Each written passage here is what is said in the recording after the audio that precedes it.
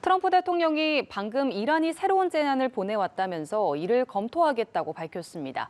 다만 미국이 요구하는 수준의 양보 없이는 합의가 어렵다는 회의적 입장도 드러냈는데요. 어려워지고 있는 종전 협상과 관련해서 민정훈 국립외교원 교수와 함께 전망해 보겠습니다. 안녕하십니까? 네, 안녕하세요.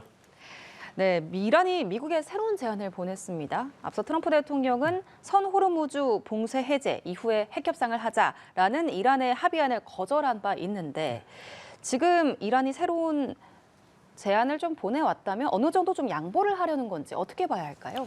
그렇죠. 아무래도 말씀하신 것처럼 얼마 전에 보낸 그 이란의 합의안이 거기에 핵 문제는 포함되지 않은 걸로 나와 있었죠. 그래서 호르무즈 해협을 개방하고 종전 합의를 하고 그러고 나서 핵 문제를 논의해보자 이렇게 얘기하니까 미국이 받을 수가 없었던 거죠. 뭐 미국의 레드라인은 핵 문제를 다루는 거고 핵 무력을 갖지 못하게 하는 그 부분이기 때문에 이란이 그 부분에서 이제 그 분명하게 거부 의사를 표시를 했고 그런 부분에서 이제 이란이 수정안을 보내왔기 때문에 14개 항이라고 알려져 있는데 구체적 내용이 확인되지 않기 때문에 지켜봐야 되겠습니다만 어쨌든 여기에는 이란이 그 우라늄 농축 권한이라든지 이제 그 핵 그 권한을 어떻게 사용할 것인지 이 부분에 대해서 논의가 들어간 것 같아요. 그래서 보도 나오는 거 보면 일단 종전 합의를 하고 나서 호르무즈 해협을 개방하고 종전 합의를 하고 나서 이제 이란이 핵 프로그램을 제한을 하는 이런 회담을 하자는 거죠. 그래서 우라늄 농축에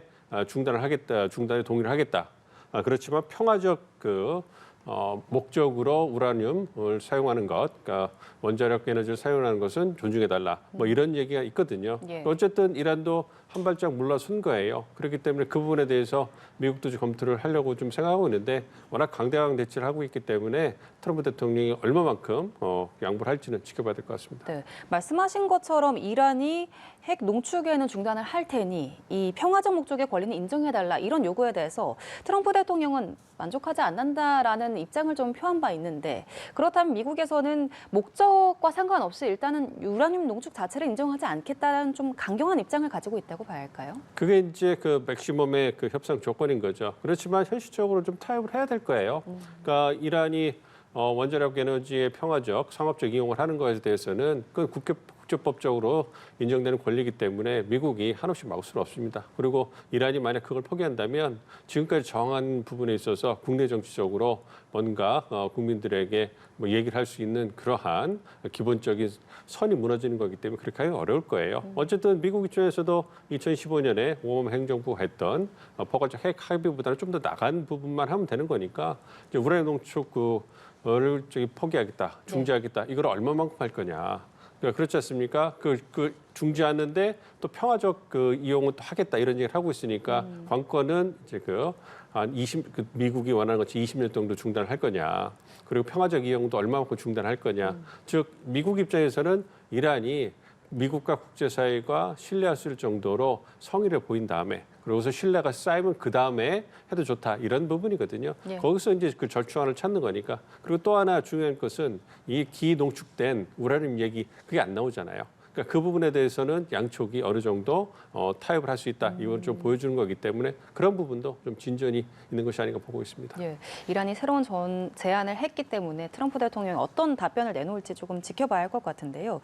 지금 이란의 내부 상황을 조금 살펴보자면 앞서 트럼프 대통령이 호르무즈 해협 역봉쇄로 인해서 이란의 지금 원유 저장 시설이 부족하다 이런 이야기를 했었는데 실제로 이란이 이 원유 저장고 문제로 산유량을 줄이기 시작했다 이런 보도도 나왔습니다. 지금 이 원유 저장과 관련해서 이란의 상황은 어떻게 보고 계십니까? 뭐 정확한 상황은 알기는 어렵습니다만 언론 보도 나오는 것을 종합을 해보면 이란도 힘들어요.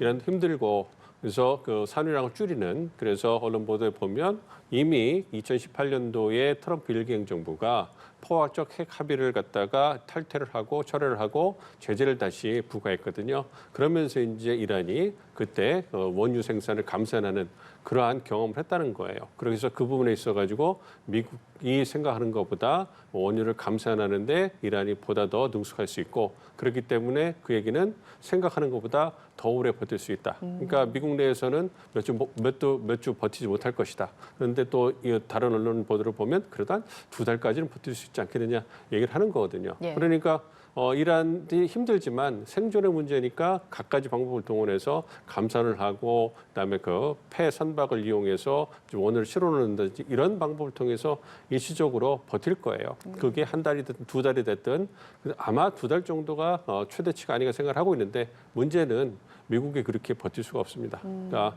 미국 내 상황이 워낙 좋지 않고 이제 여당 내에서도 이제 그 출구 전략을 제시해야 된다라는 목소리가 나오고 있기 때문에 트럼프 대통령이 얼마 못 버틸 겁니다. 그렇기 때문에 이번 수장을 바탕으로 해서 양측의 논의가 진전될 가능성도 꽤 있지 않나 생각을 하고 있습니다. 네, 트럼프 대통령이 이란보다 확실히 더 급한 상황인 건 맞는 것 같은 게 지금 고유가 문제뿐만 아니라 이 고유가로 인해서 항공사들이 문을 닫으면서 일자리 문제까지 나오고 있거든요.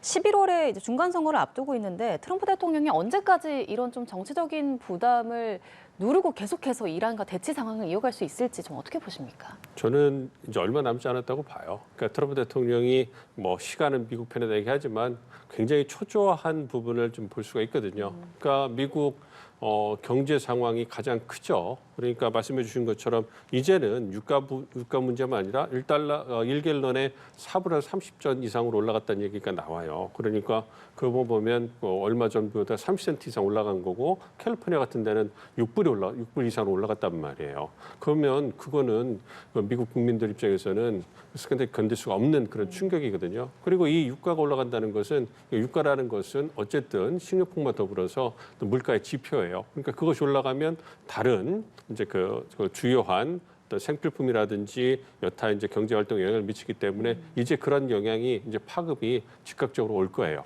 네. 그래서 5월, 4월 말, 5월 그러니까 일각에서 5월 말까지는 버틸 수 있다는데 저는 그것까지 가기는 어렵다고 봅니다. 왜냐하면 벌써 이제 그 유가가 올라간 것이 어떤 그 미국 경제 전반으로 퍼져나가고 소비자들이 느낄 때가 왔습니다. 즉 그러한 부분 유가 급등에 따른 그러한 그 가격 상승이 다른 주요 생필품이라든지 주요 제품들의 물가 상승으로 반영이 될 거라고 보고 있기 때문에 트럼프 대통령이 그걸 모를 리가 없잖아요.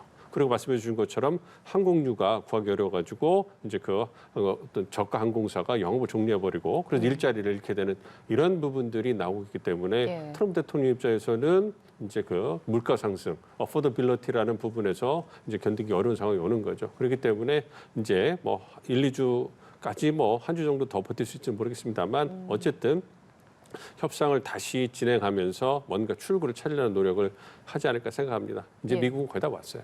예.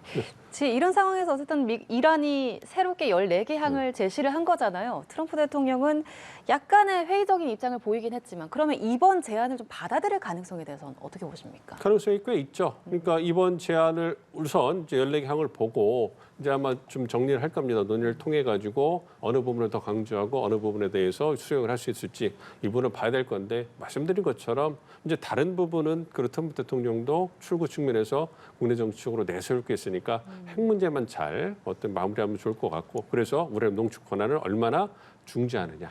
그게 2015년 오바마 때보다 좀 나으냐 이 부분이 가장 중요하고 그게 되면 아마 그 트럼프 대통령이 얘기하는 것처럼 뭐 포괄적 딜을 통해 가지고 이란의 경제적 번영을 약속하겠다 이러한 부분에 대해서 진전할 가능성이 있기 때문에 그 부분을 이제 지켜봐야 되겠죠. 근데 이 부분에 있어서 이란이 어느 정도까지 좀 더 양보를 할 수 있을지 이란도 급해요. 그러니까 또 치킨 게임을 하니까 예. 이제 미국보다 이란이 더 버틸 수 있다. 생존의 문제니까 이렇게 얘기하는 거지 얼마나 힘들겠습니까? 그리고 만약에 이 협상이 결렬돼 가지고 다시 어떤 제한적인 공습이 이어진다든가 아니면 공습 이후에 미국이 그냥 철수해 버리면 그럼 이란은 남는 게 하나도 없는 거예요.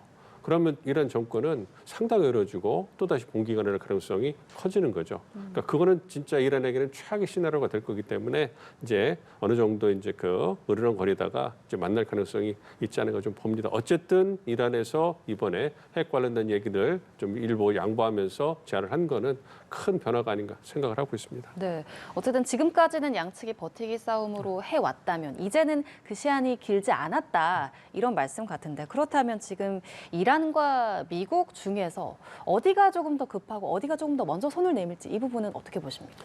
이게 양면이 있어요. 예. 그러니까 시간으로 따져서 누가 더 버틸 수 있을까 하면 이란이 더 오래 버틸 수 있을 거예요. 왜냐하면 미국은 정치, 경제 문제고 이란은 생존의 문제예요. 그리고 오랜 기간 동안 그 경제 지도를 이란은 받아왔기 때문에 생존 측면에서 국민들은 힘들겠지만 생존 측면에서 그 대안이 없잖아요. 예. 버틸 겁니다. 어떤 최대한 쥐어짜면서 버틸 건데 그 미국은 그렇진 않잖아요. 정치, 경제 문제고 이제 그 중간선거가 있기 때문에 그런 부분에서 사실 생존의 문제가 아니고 하기 때문에 더 빠져나갈 여지가 있고 또 움직일 가능성이 있다고 좀 봅니다. 그렇지만 이것은 지금 치킨 게임에서의 시간의 문제인 거고 타격을 보면 이란이 훨씬 큰 거죠. 그러니까 미국은 정치 경제 문제이고 이란은 생존의 문제이기 때문에 정치 경제가 좀 어려운 건 미국 상황이지만 그렇다고 해서 미국 경제가 완전히 무너지는 건 아니거든요. 예. 근데 이란은 그게 아니에요. 시간이 더 길고 오래 진행되면 이란 경제가 무너지고 정치 시스템까지 무너질 수 있는 거의 막바지에 와 있기 때문에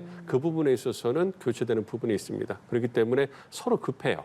급해서 치킨 게임을 하고 있지만 어쨌든 주고받기가 가능해지는 상황으로 가고 있기 때문에 어쨌든 좀 지켜봐야 될 것 같습니다. 예, 알겠습니다. 이런 상황에서 트럼프 대통령이 쿠바에 대한 군사행동 가능성을 언급했습니다. 앞서 베네수엘라, 이란 다음은 쿠바다 이렇게 밝혔었는데 이런 연장선상으로 보이기도 합니다. 이미 큐바를 겨냥한 추가 제재도 발표한 상황인데 이런 반미 국가들을 향한 트럼프 대통령의 군사적 강압 전략에는 좀 어떤 속내가 있다고 봐야 할까요? 두 가지가 있다고 봐요. 첫 번째는 이 발언을 한 장소가 플로리다예요. 플로리다 행사고, 그러니까 플로리다는 미국에서 맨 그 동남부 끝에 있고 그 플로리다를 그 바다를 좀 넘어가면 쿠바가 있어요. 예. 그러니까 쿠바에서 어떤 예전에 정치적인 망명을 할 때 우리가 잘 아는 그 야구 선수들뿐만 아니라 망명을 할 때 플로리다로 많이 넘어와요. 그래서 플로리다에 많은 쿠바계의 어떤 망명한 이민자들이 많이 살고 있습니다. 그렇기 때문에 그런 부분에서 플로리다에 생활하기 때문에 이제 그 직접적인 연관이 있는 그 쿠바 문제를 얘기를 한 것 같고요. 어쨌든 쿠바는 그 부분이 있고요. 두 번째로는 이제 그 5월 중순에 미중 정상회담이 있잖아요. 예. 그 부분에서 아메리카 대륙의 중요성을 다시 강조하는 거다. 그러니까 베네수엘라 공습을 통해 가지고 친미 정권을 만들었을 때 그 포석 중에 하나가 뭐였냐면 중국 견제였어요. 그러니까 중남미, 미국의 뒷마당이라고 하는 중남미에 중국이 영향력 확대해 나가니까 이 부분을 좌시하지 않겠다. 그래서 그러한 본보기로 베네수엘라를 때려버린 거거든요. 그런 측면에서 이제 반미라고 할 수 있는 베네수엘라, 그다음에 쿠바. 그다음에 그 마약 문제로 그 골머리를 썩히게 하는 콜롬비아 이런 데를 갖다가 이제 좌시하지 않겠다 얘기를 했거든요. 그런 측면에서 이제 트럼프 대통령은 전쟁을 빨리 끝내고 네. 이제 중국하고의 관계, 그다음에 원래 미국 핵심 이익으로 돌아가고 싶은 이런 부분을 표출한 것이 아닌가 생각을 하고 있습니다. 예, 이 지금 시점에서 이런 쿠바를 언급한 것 자체가 이란 문제는 이제 거의 다 왔다 이런 속내를 좀 나타낸 거라고 볼 수도 있겠네요. 그렇죠. 이제 얼마나 벗어나고 싶겠습니까? 트럼프 대통령 입장에서도. 그래서 그런 부분에 대한 좀 희망사항을 좀 보여준 것 같고요. 이제 어쨌든 미국은 중동의 현안을 좀 마치고 이제 원래 미국의 핵심 이익이 있는 아메리카 대륙에 대한 지배력을 복원하는 것, 이와 더불어서 중국 견제에 좀 더 몰두하고 싶을 겁니다. 예, 알겠습니다. 한편 이 트럼프의 위협을 허세로 받아들여온 독일 정부의 판단에 허점이 있었다. 이런 지적이 제기가 됐습니다. 트럼프 대통령의 이 발언들을 좀 가볍게 여겼던 그런 낙관론들이 결국에는 주동 미군 감축으로 좀 이어졌다. 이런 평가인데 근데 전문가들은 이 감축 규모가 독일 안보의 치명적인 수준은 아니다. 이런 좀 분석도 있는 것 같더라고요. 이 부분 어떻게 보십니까? 그렇죠. 크게 보면 두 가지 측면이 있는 것 같아요. 첫 번째는 이번에 주독 미군을 감축하는 거 5천 명 정도를 감축하는 것은 사실상 예견된 거였다 이렇게 독일 내 반응이 나오잖아요. 그것을 보면 말씀드린 것처럼 이제 그 미국의 핵심 이익이 본토 방어, 아메리카 대륙의 지배력 복원 그리고 중국 견제란 말이에요. 그러니까 유럽이나 중동, 아프리카는 이러한 두 개의 핵심 이익에 비해서 우선순위 중요성이 떨어져요. 그렇기 때문에 이 주둔 미군, 전 세계에 배치된 주둔 미군을 이 핵심 이익에 따라서 재배치하는 그러한 작업이 오랫동안 진행이 되어 왔어요. 그렇기 때문에 유럽, 많은 주둔 미군이 있는 유럽 지역에서 이제 그 재편이 일어날 거다 얘기를 했는데 그럼 구체적으로 어느 지역에서 유럽 내 어디에서 그 감축이 일어날 거냐 이 부분을 봤을 때는 좀 미지수였어요. 근데 여기에 이제 그 트럼프 대통령의 이제 불만이 독일에는 불만이 좀 더 반영됐을 수는 있다. 이런 겁니다. 그러니까 독일에 있는 주둔미군이 재편성되는 것은 원래 예견된 정도였다. 그러나 이 규모라든지 아니면 독일을 대상으로 하는 것은 이제 그 독일 총리가 어떤 그 미국에 대한 비판이라든지 그런 부분. 그러니까 굳이 그 총리가 어떤 그 독일 주 총리가 공개석상에서 그런 얘기를 할 필요가 있었느냐? 그렇죠. 외교적인 수장이 있고 굉장히 그 국가 대 국가 정상 간의 외교를 트럼프 대통령이 중시하는데 굳이 공개석상에서 비판할 이유가 있겠느냐. 이 부분에 대한 불만이 좀 반영된 거 아니냐. 그렇기 때문에 EU에 대한 뭐 관세 폭탄을 좀 늘리고 주동미군의 어떤 그 일차적으로 주동미군을 재조정하는 것은 그러한 정치적인 불만이 반영된 것이 아니냐. 그렇기 때문에 큰 틀에서는 미국이 갖고 있는 전략적 고려 사항이 반영된 조치 이와 더불어서 트럼프 대통령의 뒤끝이 어느 정도 작동하고 있느냐 이렇게 볼 수 있겠죠. 네. 근데 우리나라 입장에서도 주동미군 감축이 신경이 쓰일 수밖에 없는 게 주한미군 문제가 있고 트럼프 대통령이 이란 전쟁 중에도 주한미군 문제를 계속해서 거론한 바가 있잖아요. 이 부분은 좀 어떻게 보십니까? 좀 지켜봐야죠. 그렇지만 말씀드린 것처럼 두 가지 요인이 작동을 한다면 어떤 그 전략적 요인과 개인적 요인이 작동한다면 전략적 요인이 더 중요하다고 생각을 해요. 트럼프 대통령 입장에서도 이제 한국에 대해서 불만이 좀 있겠죠. 군함도 파견해달라고 그랬는데 하지 않았고, 그러니까 아시아 동맹 믿었던 한국, 일본 같은 아시아 동맹도 침묵해버렸잖아요. 그 부분에서 불만을 얘기를 한 건데 그렇다고 해서 중국 견제가 굉장히 중요한 상황이고 중국 견제를 혼자 할 수 없기 때문에 한국, 일본의 도움이 필요해요. 그래서 그 주한미군의 존재가 트럼프 대통령에도 중요하게 인식이 되고 있는데 그러한 불만 때문에 주한미군을 갖다 철군한다 아니면 감축한다 이 부분은 쉽지 않을 겁니다. 물론 이제 전략적인 어떤 고려사항에 의해서 주한미군의 어떤 그 수를 갖다가 뭐 좀 조정하거나 아니면은 그 육군 세력을 좀 빼고 주한미군의 전력을 효율화하고 첨단화하는 부분에 방점을 찍는다 이런 부분에 대해서는 논의가 될 수 있지만 이런 정치적인 불만 때문에 주한미군은 주동미군과 다르게 빼기는 좀 어려운 상황이다. 왜냐하면 중국 견제라는 게 워낙 중요하고 그리고 한국의 전략적 중요성이 트럼프 대통령이 이번에 좀 불만이 있다 하더라도 조선이나 원전이라든지 대미 투자 그다음에 이제 북한의 위협에 대해서 한국이 더 역할을 해달라 이런 부분에 대해서 미국 요청이 있거든요. 그런 상황에서 한국과의 관계를 악화시킨다. 그거는 트럼프 대통령의 개인적인 불만이 있더라도 큰 틀에서 봤을 때 미국의 가야 될 방향과는 배치되고 있기 때문에 트럼프 대통령이 그렇게 말은 직선적으로 하지만 그 결과를 보면 선택을 보면 여러 가지 요인이 어떤 복합적으로 작용한 결정을 하기 때문에 큰 염려는 안 하고 있습니다. 예, 알겠습니다. 이 이란 전쟁 이후에 국제 안보 질서가 각자 도생 모드로 재편될 거다 이런 전망이 나오고 있습니다. 앞서 이야기를 했던 것처럼 이 트럼프 대통령이 이란 전쟁 와중에 나토 탈퇴를 언급을 하기도 했고 이런 것들이 사실 일본과 우리나라에도 영향을 줄 수 있는 부분이잖아요. 게다가 중동에서는 아랍에미리트가 오펙을 탈퇴를 하면서 독자 노선을 선언했는데 이런 이 국제 안보 질서의 변화에 대해서는 좀 어떻게 보고 계십니까? 이번 이란 전쟁을 통해서 미국의 힘과 한계가 여실히 드러났어요. 그러니까 힘이라고 본다면 여전히 그 세계에서 전쟁을 제일 잘하는 건 미국이다라는 게 확인이 된 거예요. 그래서 이제 그 막강한 군사력을 자랑하면서 이란을 거의 공습을 통해서 초토화시켜 놨잖아요.